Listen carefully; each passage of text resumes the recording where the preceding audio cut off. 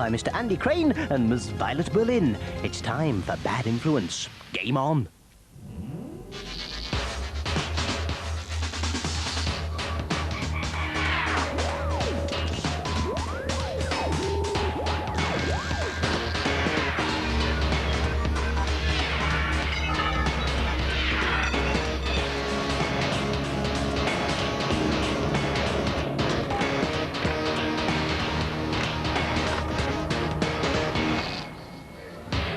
From a virtual Bad Influence studio. More about cyberspace later.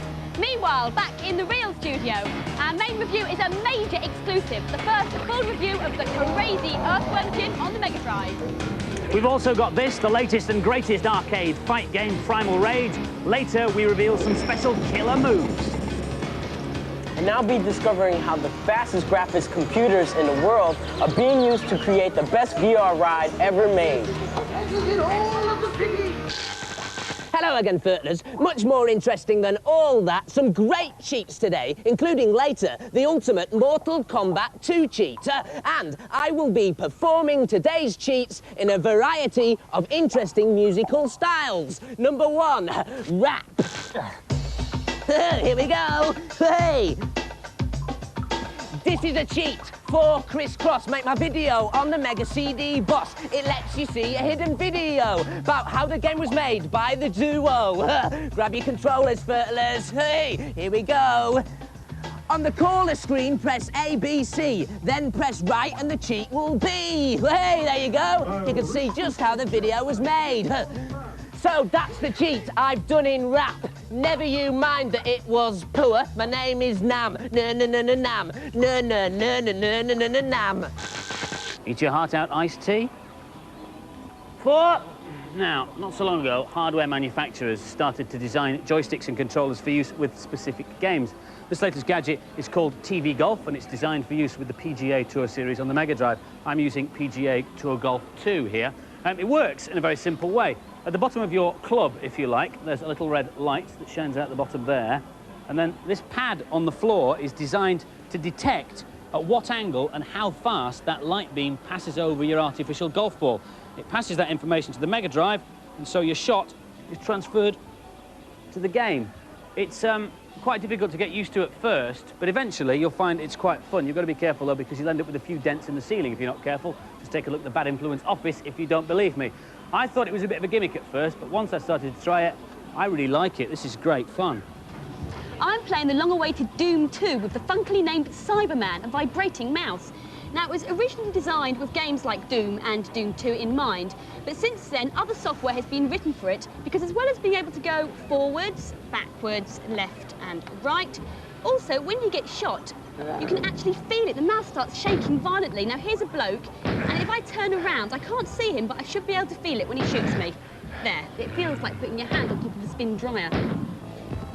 This is the latest gadget from America for playing baseball games. I'm using Super Baseball 2020. Inside the bat is a switch that detects when you've swung the bat, and so tells the Mega Drive to make your swing in the game. I don't think it's anywhere near as good as TV Golf. The main problem is that you have to swing much earlier using this than you would if you were using your ordinary hand controller if you want to try and get that elusive home run. No! Ooh, careful, Andy. Our main review this week is one of the major game releases of the year, Earthworm Jim, due out on the Mega Drive and SNES at the end of this month. Yippee! Earthworm Jim is the everyday story of a common earthworm who gets taken over by a cybernetic spacesuit. Suddenly, he is no longer content with just eating soil. He must now save the universe, look for princesses, and generally behave more like a worm stuck inside a cybernetic spacesuit. Well, that's the story, but what's it like to play? Here's Lakesh with the Mega Drive version. This is really special, and it's what a platform game should be. It's original and funny, and you won't want to put it down. These little guys are indestructible. The only way to get past them is by releasing the hamster from its cage and riding on its back. It can then go through the tunnel and eat them up. Some of the puzzles in this game are quite difficult. This is one of the easier ones. The graphics are superb, as is the sound. It's not the kind of music you want to turn off. The aim of this level is to get Pete the puppy safely back home. You've got to save him from the various pitfalls and aliens which come after him and try and kill him. If he dies, though, he turns into a massive mutant monster. Here he comes for me now. This is a great idea for a platform game. You can't see any platforms. It's completely in the dark. It's still very funny, though, even without the graphics. Just listen to the sound effects. It looks great, and it plays like a dream. There are enough new ideas in here to furnish 10 new games. Now this game will improve your life. I love it. I just laughed all the way through. This is one smart game. It's the best thing I've played on any system for graphics and sound. And so the scores for Earthworm Jim, both the boys and the girls gave it a Wrigley maximum, 5 out of 5. What do all of these things have in common? The latest and hottest Nintendo game system, a teletop computer that lets you run videos on demand, and the dinosaurs in Jurassic Park. Well, they all rely on hardware made by just one company. It's called Silicon Graphics, and this is its headquarters in Mountain View, California, right at the heart of Silicon Valley. Now, you may not have heard of Silicon Graphics yet, but you certainly will next year, because they're designing the hardware for Nintendo's new home console, the Ultra 64. This is a demonstration which gives a taste of just how good the games will look. At the moment, Silicon Graphics computers are used mainly by professionals for what's known as visual computing. You'll find these machines wherever very high-quality images are required. There's a whole range of computers, from desktops to room-sized models. Everything from cars and airplanes to phones and sneakers are designed on them. Weather forecasters use them to visualize complicated weather patterns. They're even used to produce images for movies, and they power the simulators which pilots use to train and practice. I was really lucky to have a go on an F-18 military sim. But now, for the first time, all this power is being harnessed to produce the next generation of VR rides. 2,000 miles away at Epcot in Florida, Disney Imagineers are working with Silicon Graphics to produce the best VR ride yet. Okay, split up. You go that way, and I'll go this way. It's based on Aladdin, the movie, and it lets you fly a magic carpet through the rooftops of Agrabah and down into the bustling marketplace, where you meet and interact with beautifully animated characters. I've got brand new rugs and I've got used rugs. You control your movement by grasping the edge of the carpet. You can dive, bank, and turn as you want. You push forward to go faster and pull back if you want to slow down. You hardly notice that you're wearing the bulky headset because it's supported by springy wires. Inside, you get 3D pictures and 3D sound that appears to surround you. The ride isn't finished yet. Eventually, there'll be several different stages to your virtual adventure, including a fly through the Cave of Wonders. The Disney Imagineers are using the public as guinea pigs to test their ideas. What they've created so far is very unusual because instead of trying to look like the real world, it's simulating a cartoon environment. It's not virtual reality, it's virtual art. In many previous simulation and virtual reality experiences, what people tried to do when they were developing this was to recreate the real world.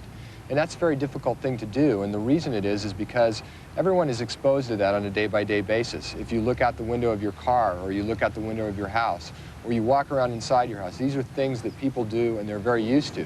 When we look at what Disney is doing in their ride, what they're doing is they're taking an animated experience, a non-real world experience. And so by taking that, it becomes much more virtual art than virtual reality. The ride is a unique experience for every flyer because in the first few seconds, the computer monitors your head movements and records how you fly. From this information, it works out a profile and changes the experience to fit each individual. So a streetwise kid from New York will find the ride much more violent and exciting with more bad guys to fight.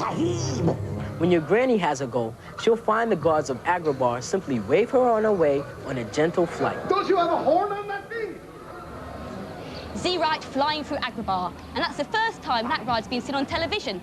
Now, as Z said at the beginning of his report, one of the most interesting uses of Silicon Graphics computers is in creating movie special effects.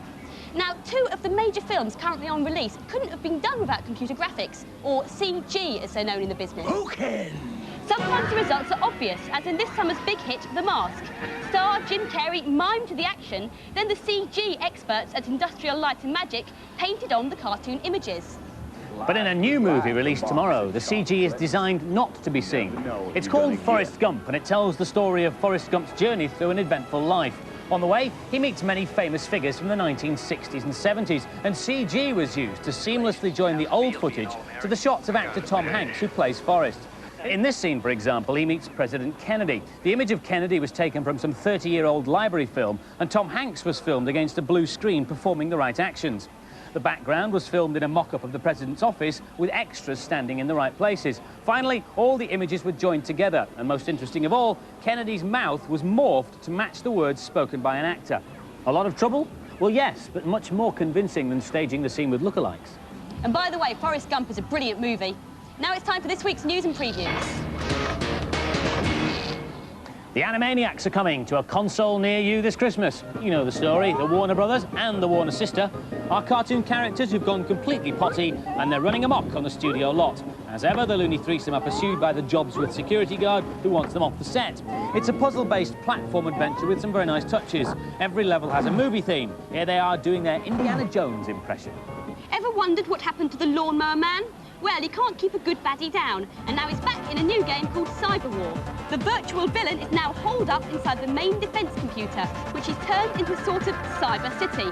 It's due out on CD-ROM next month, with versions to follow on the CD32 and the new Sony PlayStation. Dynamite Heady is a brand new game character with a bit of an identity crisis. He's a broken doll with a selection of weird and wonderful heads, all of which have different powers. So when he's in trouble, he loses his head and swaps it for another one. Look out for him on the Mega Drive next month. Musical styles number 2, the blues. I woke up this morning feeling blue. Couldn't think of a cheat to do. I had a cup of coffee about 2:30. Still couldn't think of a cheat to do. I was getting really down at 3:45 when I thought of Zool on the Amigo. On level 4.1, there's 2 saws and an axe. Go left along the ledge and jump left on the blocks. Keep pressing left, keep doing the same, and you'll find a secret shoot-'em-up game. Now I'm feeling much better, 'cause my cheats are nearly done, even though my dog's died, and I don't get no fun. He's suffering for his music, and so are we. Before this series of Bad Influence started, they gave me this plan, and they said, Andy, look at our fantastic new studio set. Well, I don't know about you, but I can't make head and a tail of that. In fact, it's still difficult to tell which bit's which when you're actually sitting in the real thing.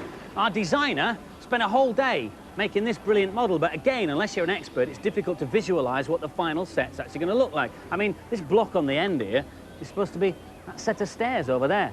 Not surprisingly, there are computer packages around that can help you out, like this one over here. It's a virtual reality package designed for architects to show people what their designs will look like. Now, it might be a housing estate or an art gallery, or in this case, it's the Bad Influence studio. You can program in your fixed viewing or camera positions, and this mouse is really good because you can program them in and then recall them using these buttons here. So 2, for example, was the position I started in, and on this button here, I programmed in a shot which matches our camera right up there. You can pan round to the left and right just like the real thing. There we go, around to the left of the gantry, and back to the video wall, if you'd be so kind. There's the gantry, and back to the video wall. You can also program in lots of really tricky camera moves. In fact, this one's so tricky you probably couldn't really do it in our studio. You can choose how much detail to have in your virtual world at a price. The more there is, the slower it runs. The computer also does a clever thing so that it can run as fast as possible. It only draws full detail when you approach an object. So watch the PC screen and the table carefully. Suddenly I feel strangely detached from reality. The Bad Influence set, the real one that is, wasn't built in a day, and neither was the virtual one. You have to start with basic shapes. Now, I've taken a basic cube shape here and made it into a studio tabletop. Then I've added a leg, and to finish off the table, I can just reproduce that leg a couple more times. That wire frame you can see around the table, by the way, is called a bounding box, and that defines the space an object occupies in the virtual world. What it's there to do is to prevent 2 objects occupying the same space, which, of course, in the real world is impossible. Now, once you've finished your table, you can create some more if you want by reproducing that table as a whole. I just click on this little blue triangle here, and I click on the icon on the side, and then I can move it around. And this is an overhead studio floor plan, so I can plop it down wherever I like. You can grab stills or video clips. There's even a virtual Nam. Hello, slimy furtlers. Frightening. Now, no virtual studio will be complete without a virtual presenter. And there she is, Violet. Violet, Speak to me. And now, some more games reviews. Theme Park caused a huge stir when it was released on PC this summer. Now it's out on the Amiga 1200. You've got to build the world's best theme park. Every decision you make has a knock-on effect. Not a game for Blast 'em Up fans then. This is one you have to think about. Here's Chris. It's a bit daunting when you begin the game because you start with an empty field. So the first thing to do is build a pathway. And I found the best way is to adopt a grid pattern so your people can walk around the attractions properly. Here I am just putting the finishing touches to my brand new roller coaster. You can alter the height of the ride, the duration, the length, and the speed of it. I'm just smoothing off the corner here so people don't bring up their lunch. So where did they get their lunch from? Well, I built a fry stall and a cola stall, and I've done a bit of a sneaky thing by putting a bit too much salt on the fries so they buy more drinks and spend more money at my park. Now, we can see by the little face at the bottom that people aren't really happy here, and I think it's because there's too much litter around, so I'll have to employ some more handymen. A lot of fascinating and unexpected things happen in this game. It takes a long time to play, but the more you put in, the more you'll get out. Despite the funky name, this isn't the kind of game that gives you instant thrills. You need a lot of patience. This is a really absorbing game, and you could lose yourself in it for days. Theme Park scores then. Both the boys and the girls gave it an excellent game if you've got all day to spare, 4 out of 5. It had to happen. Those stars of Saturday morning telly, the Power Rangers, have morphed their way onto the SNES and Game Boy. But does the world need yet another scrolling beat-em-up? Here's Sally with the SNES version. The game's not as bad as a TV show, but it's a close thing. The main characters are basic, the background is sparse, and frankly, the gameplay stinks. At the beginning of every level, you start off as a kid. Here I am playing Jason. Halfway through the level, you morph into a Power Ranger. You get a kinky red outfit, and you get more power, more weapons, but not much more interest. It has its moments, but they're few and far between. My little baby 5-year-old brother liked it, but it bored me to death. I think there must be some mistake. This game costs more than Earthworm Jim. Who are they kidding? It's just a basic beat-em-up. There's nothing here to keep you playing. And so the scores, the girls and the boys agree. Power Rangers gets a sad old 1 out of 5. Spotting different types of music, number 3, heavy metal.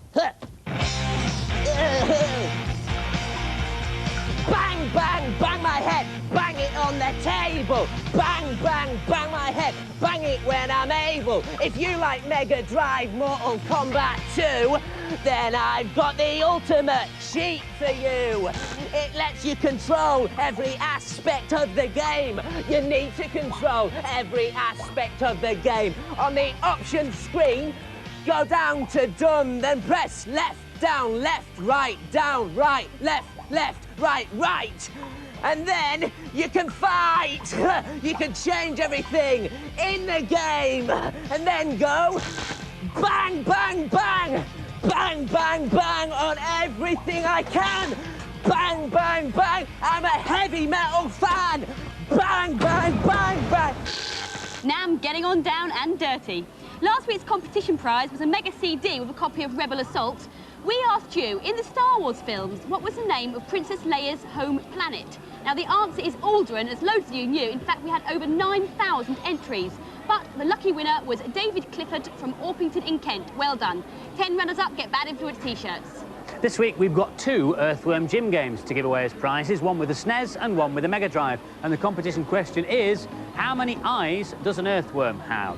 You can phone in your answer on 0891 555 999. Call will cost no more than 25p. Lines will close at midnight on Monday. As always, make sure you get permission from the person who pays the phone bill before you dial. Before we go, have a look at this. Primal Range, a new game taking the arcades by storm.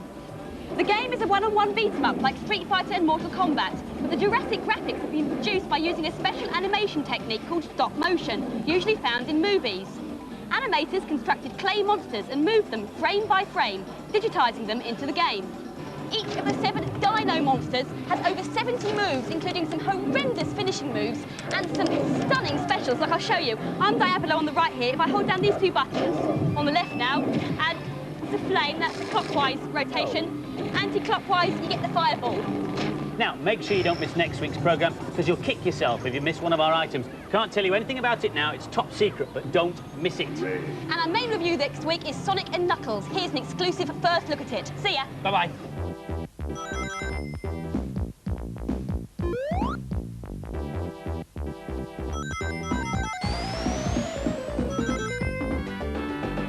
Woo!